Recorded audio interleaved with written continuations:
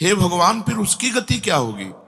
आपने तो स्पष्ट कह दिया कि जिसका मन वश में नहीं, जिसकी इंद्रियां वश में नहीं, उसके लिए योग प्राप्त होना कठिन, अर्थात भगवत प्राप्ति होना कठिन है। जो तत्परता पूर्वक संयमित होकर अपने मन को वश में कर ले, वो सुख पूर्वक भगवत प्राप्ति कर सकता है। पर उस साधक की क्या गति होगी जिसका मन, बुद्धि, चित्त, अहंकार ये वश में नहीं है, और वो साधना करता है, नाम जप करता है, सत्संग करता है, स्वाध्याय करता है, पर इंद्रिय विजयी नहीं है, मन विजयी नहीं है। अंतिम समय उसकी भगवत स्थिति नहीं रहेगी, क्योंकि वो मन विजयी नहीं है। विषयाशक्ति है, असावधानी है, अंतकाल में मन परमात्मा में नहीं लगा, विचलित हो गया, साधन से हट गया, परमात्मा की प्राप्ति नहीं हुई। तो हे कृष्ण, कृष्ण सबको आकर्षित करने वाले, हे भगवान, आप ही जान सकते हो, इस प्रश्न का उत्तर आप ही दे सकते हो कि उसकी क्या गति होगी। जैसे गोपियों में थोड़ा अभिमान आया, मैं अंतर ध्यान हुआ, लेकिन उन्हीं के बीच में रहकर जहां व्याकुल हुई मैं प्रकट हो गया। तो भगवान कह रहे हैं कि एक बार जिसके भीतर थोड़ी भी साधना चल पड़ी, थोड़े भी संस्कार भक्ति के पड़ गए, नाम जप करना, वाणी पाठ करना, थोड़ा भी भगवत्कार, कर्म चैव तदर्थीयम सदित्येवाभिधीयते, तो उसका कभी पतन नहीं हो सकता, जो संस्कार पड़ गया भक्ति का, क्योंकि सत वस्तु का कभी अभाव नहीं होता।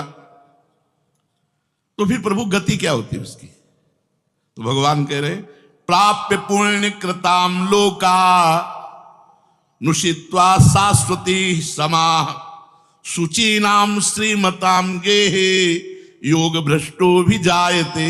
आहा, प्राप्य पुण्य कृताम लोकान, उसने गंगा स्नान किया है, उसने नाम जप किया है, उसने वाणी पाठ किया है, उसने ठाकुर सेवा की, तो कोई साधारण है? बहुत बड़ा धनी है। तात्पर्य है कि वो नरक तो जाएगा नहीं, क्योंकि नाम जप करता है। थोड़ा भी नाम जप करता है तो नरक नहीं जाएगा, थोड़ी भी भक्ति करता है तो नरक नहीं जाएगा। अजामिल के प्रसंग में यमराज जी ने अपने दूतों को आदेश किया था कि यदि कोई भी नारायण कृष्ण हरि बोलता है, गले में कंठी बांधे, वैष्णव है, भगवान का दास है, भूल करके मत जाना, तो नरक तो जाएगा नहीं, क्योंकि साधन करता है, नाम जप करता है, पाठ करता है, पर जितेंद्रीय नहीं है, मनोनिग्रही नहीं, इसलिए भगवत प्राप्ति तो होगी नहीं, ये भगवान कह रहे हैं। पर नरक तो जाएगा नहीं, क्योंकि नाम जप करता है, और स्वर्ग की इच्छा नहीं, इसलिए स्वर्ग नहीं जाएगा, और मोक्ष इसलिए नहीं हुआ कि वो मन इंद्रियों को बस में नहीं किया। तो उसकी गति क्या होगी? काम गतिम कृष्ण गच्छति, वो किस गति को प्राप्त होगा? कश्चिन्नो भय विभ्रष्टस् छिन्ना भ्रमिव नश्यति अप्रतिष्ठो महाबाहो विमूढ़ो ब्रह्मणा पथि। भले लोक भ्रष्ट हो गया है, भले इंद्रियां उसके कब्जे में नहीं, भले मन उसके कब्जे में नहीं, लेकिन साधारण जीव नहीं है, वो भगवान का जन है। उसने नाम जप किया है, वाणी पाठ किया है, ठाकुर सेवा की, धामवास किया, तीर्थ अवगान किया। प्राप्य पुण्य कृताम लोकान, जो बड़े बड़े याज्ञिकों को, बोले इतने यज्ञ की, अश्वमेध यज्ञ की, जो बड़े बड़े याज्ञिकों को जो सांगोपांग करते हैं, उन लोगों को स्वर्ग आदि लोकों पर अधिकार होता है, इसलिए वो पुण्य कर्म कहते हैं, तो पुण्य लोक उनको प्राप्त होते हैं। पाप कर्म करने वालों को नरक भेजा जाता है। परंतु साधक पुण्य कर्म थोड़े किए, भजन किए, तो जैसे किसी रास्ते में चल के उसकी वीआईपी व्यवस्था की जाए, ऐसी व्यवस्था उसकी होती है स्वर्ग में। जितने दिन उसको अगला जन्म नहीं मिलेगा, उतने दिन भारी व्यवस्था स्वर्ग में उसकी होगी। पुण्यवताम लोके, जो बड़े बड़े पुण्य आत्मा पुरुष प्राप्त करते हैं, इतनी अमुक यज्ञ की, अश्वमेध यज्ञ की सांगोपांग, उनको उसकी वीआईपी व्यवस्था होगी। हे महाबाहु, हे अजान बाहु, संसार के आश्रय से तो रहित है और परमात्मा के मार्ग में भ्रष्ट हो गया है, परमात्मा को प्राप्त नहीं कर पाया और संसार के मार्ग को छोड़ दिया है। दोनों ओर से भ्रष्ट हुआ, उसकी क्या गति होगी? कहीं वो किसी बादलों की तरह छिन्न भिन्न नष्ट तो नहीं हो जाएगा। दोनों ओर से भ्रष्ट हुआ, अर्थात संसार मिला नहीं, परमार्थ में भगवान मिले नहीं, तो उसका समय जो परमार्थ में गया, जो भजन साधन में गया, वो सब बेकार हो गया, क्योंकि आपकी तो प्राप्ति हुई नहीं। एतन्मे संशयम कृष्ण छेतुर्मर्हस्य शेषतः त्वदन्या संशयस्यास्य छेता नाहुपपद्यते। हे कृष्ण, मेरे इस संदेह को सर्वथा छेदन करने के लिए आप ही समर्थ हैं, क्योंकि किसकी क्या गति होगी इसका निर्णय तो सिर्फ भगवान कर सकते हैं। प्राप्य पुण्य कृताम लोका नुषित्वा शाश्वती समाहा, उसको शुभ कर्म का परिश्रम, बड़े बड़े परिश्रम करके जो स्वर्ग आदि के भोग प्राप्त करते हैं, उसे न प्रार्थना करनी पड़ी है, न शुभ कर्म करना पड़ा है, न यज्ञ आदि कर्मों का सांगोपांग अनुष्ठान करना पड़ा है, उसकी ना स्वर्ग की चाह है, वो उसकी व्यवस्था होगी। शरीर छूटते ही दिव्य लोक में जाकर के दिव्य भोगों की व्यवस्था, क्योंकि मन चंचल था ना, इंद्रियां चंचल थी ना, मृत्यु लोक के भोगों में ले भोग, स्वर्ग के भोग, सुंदर सुंदर जितने भोग हैं उन सब की बाहुल्यता, वहां भोगों की जो वासना बनी थी उसके अनुसार भोग। मान लो स्त्री की तो एक से एक अप्सरा, दुनिया का सब वैभव स्वर्ग में विराजमान है, त्रिभुवन में खूब भोगने के लिए सब एकत्रित कर दिया, क्योंकि भजनानंदी कोई साधारण थोड़ी है, उसकी वीआईपी व्यवस्था हुई। इस संशय का छेदन करने के लिए आपके सिवाय इस सृष्टि में दूसरा कोई नहीं हो सकता, इसलिए आप का गति कृष्ण, उसकी क्या गति होगी, भगवान बोल रहे हैं, बहुत सुंदर बोल रहे हैं। पार्थ नैवेह नामुत्र विनाशस्तस्य विद्यते, नहि कल्याण कृत कश्चित् दुर्गतिम तात गच्छति। पहली बात है कि उसकी दुर्गति नहीं होगी, ये तो बस पक्की मान लो। वो नरक नहीं जाएगा, वो स्वर्ग नहीं जाएगा, मोक्ष नहीं होगा, लेकिन उनकी दुर्गति भी नहीं होगी। ऐसा नहीं है कि वो दुर्गति को प्राप्त हो जाए। जिसको अंत काल में भगवान का स्मरण नहीं होता, उसका कहीं पतन तो नहीं हो जाता, अर्जुन का पूछना था। इस बात को लेकर के बहुत व्याकुलता थी कि बेचारा साधन कर रहा है, इंद्रियां बस में नहीं, मन में बस में नहीं, तो अंत समय भगवान का स्मरण नहीं होगा तो उसकी दुर्गति हो जाएगी। अब अंत समय से साधन में विचलित मना हो जाने के कारण जो बड़े बड़े परिश्रमों से, पुण्यों से प्राप्त होता है, वो ऐसे स्वाभाविक रूप से रास्ते में प्राप्त हो रहा है, ये उसकी गति नहीं है। ये अयाचिक वृत्ति से उसकी वीआईपी व्यवस्था है कि अब ले जा रहे हैं तो रास्ते में ऐसे थोड़ी कि कोड़ा मारते, पानी भी नहीं पिया रहे, धूप में ले जा, नहीं, सीधे उसको आनंद पूर्वक स्वर्ग आदि लोगों की दिव्य भोग वृत्तियां, जिन भोगों के लिए वो विचलित रहा है मनुष्य साधना करते समय, वो सारे भोग उसको वहां प्राप्त होंगे। वहां रहने पर इतना भोग दिलाया जाता है कि उसकी अरुचि हो जाती है स्वर्ग के भोगों से। मर्तलोक में आके दोबारा फंसेगा क्या? स्वर्ग के भोगों से अरुचि हो जाती है, जहां आसक्ति रही है वो भोग ही भोग उसको व्यवस्था कर दी जाती है, घृणा हो जाती है उसको स्वर्ग में ही भोगों से, इतनी वीआईपी व्यवस्था। क्योंकि अंदर से तो भजन था, उद्देश्य भगवान की प्राप्ति का था, तो स्वर्ग आदि के भोग भोगने पर उसे घृणा हो जाती है।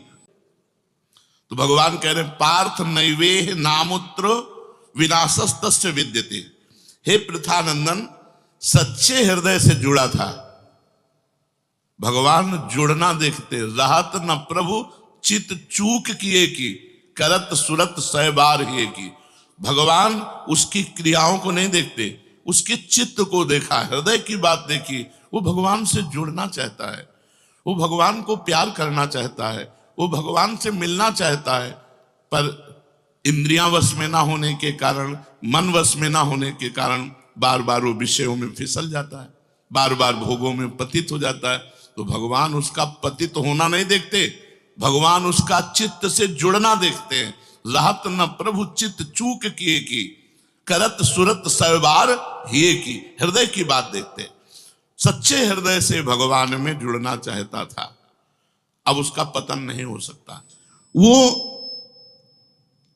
अपनी वासना जो अंदर थी, जिनके कारण इंद्रियों मन को जीत नहीं पाया, वो देख लेता है, अरे अब ये तो मर्त्य लोक के भोग है, स्वर्ग के भोग, उसको वहां उसके अंदर घृणा हो जाती है। उसित्वा शाश्वती क्षमा, फिर उसे और ऊंचे लोकों में, अगर समय है अभी, तप लोक, जन लोक, महालोक, ब्रह्म लोक, ऐसे महान लोकों में उसे ऊंचे के लोकों में भेजा जाता है। और वहां भी इसलिए भेजा जाता है कि यहाँ के स्वर्ग के भोगों से अरुचि, अब यहाँ के ब्रह्मलोक के भोग देख ले। भजन का फल है ब्रह्मादिक के भोग सब विषम लागत ताई, नारायण ब्रज चंद की लगन लगी है जाई। जब ठाकुर जी से मिलने की चाह लग जाती तो यहीं इसी शरीर में ब्रह्मादिक के भोगों से भी वैराग्य हो जाता है। भोग भोगने के उद्देश्य से नहीं, क्योंकि जो भोग भोगने के उद्देश्य से जाते हैं उनके पुण्य क्षीण होने पर फिर वो लौटकर मृत्यु लोक में आते हैं, इसलिए वो सीमित वर्षों तक स्वर्गलोक आदि में रहते हैं। मरने के बाद भी पतन नहीं हो सकता।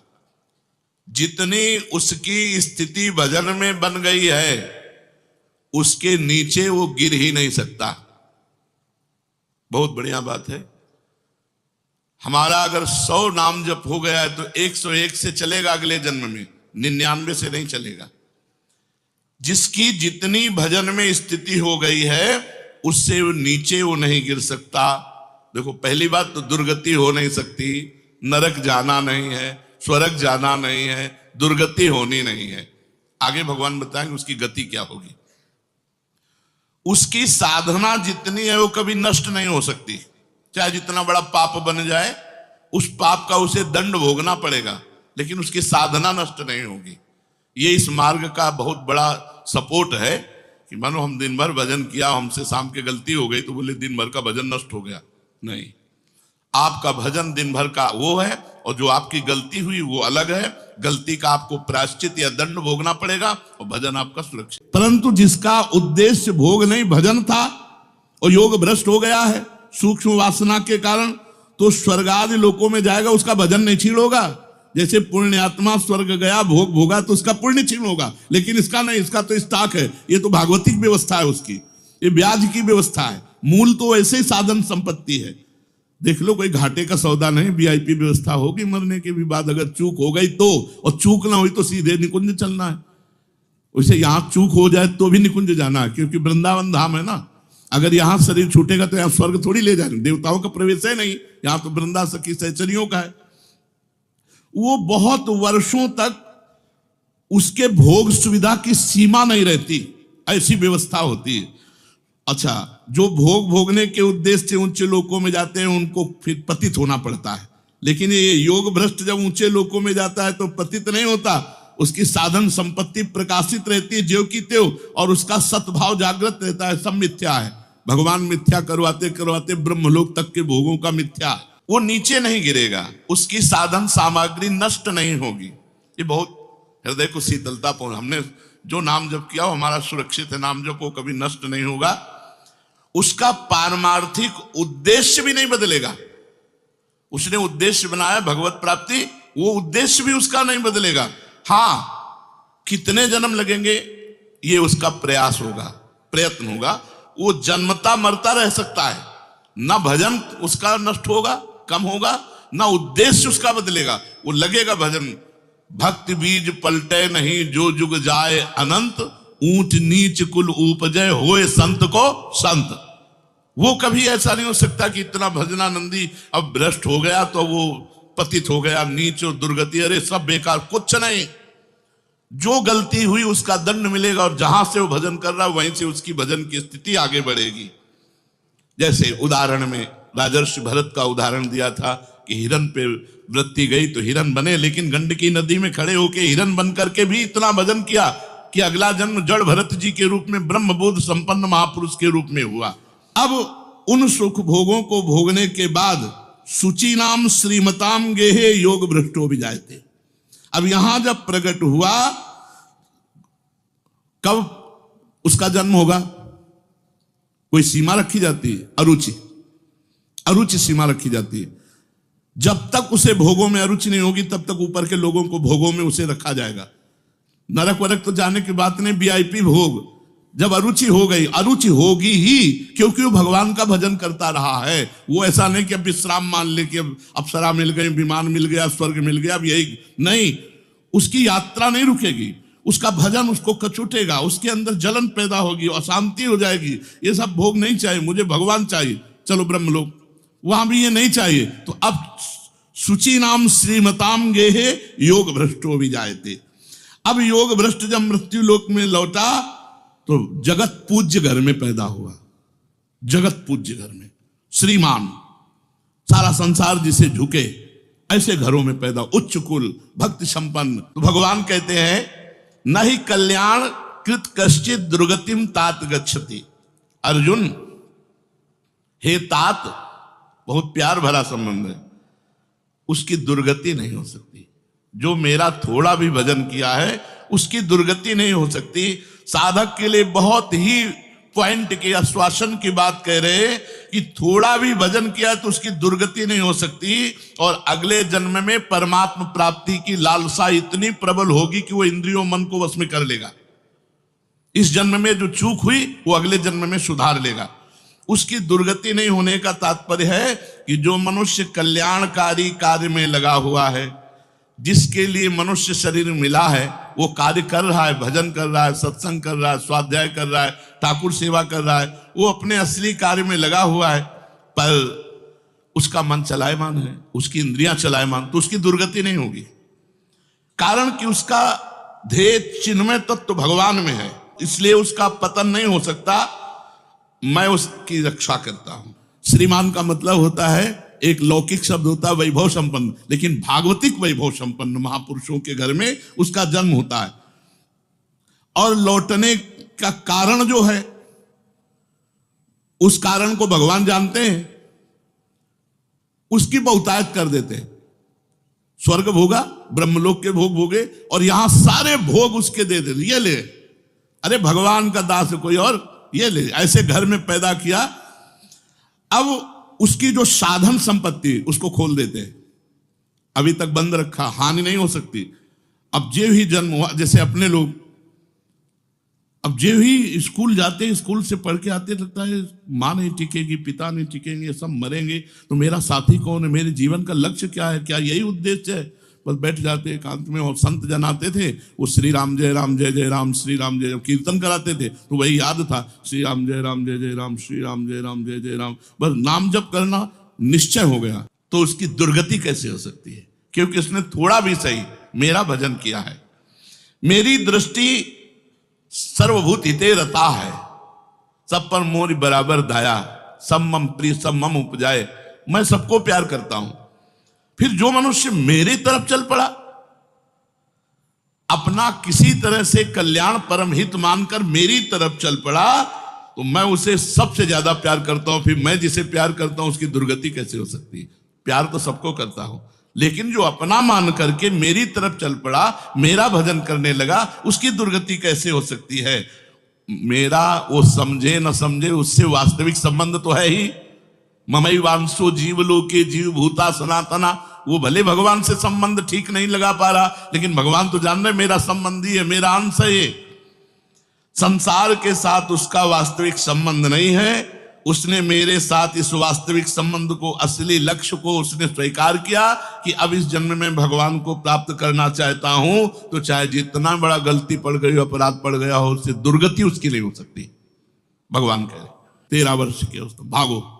ये देखो, उत्तम कुल ब्राह्मण के घर में, और पूरे साधु महात्माओं का सानिध्य, और पिता पूरे स्वयं महात्मा नंगे पैर हल जोतते, बड़ी कठिन परिश्रम के द्वारा वो उदर पोषण करते। और संत महात्मा 8-8, 10-10 संत महात्मा दरवाजे पर, बच्चापन से ही क्या बन, अब मुझे संसार से भाग, किसी ने हमें सिखाया नहीं, भागो संसार से और भगवान की प्राप्ति करो।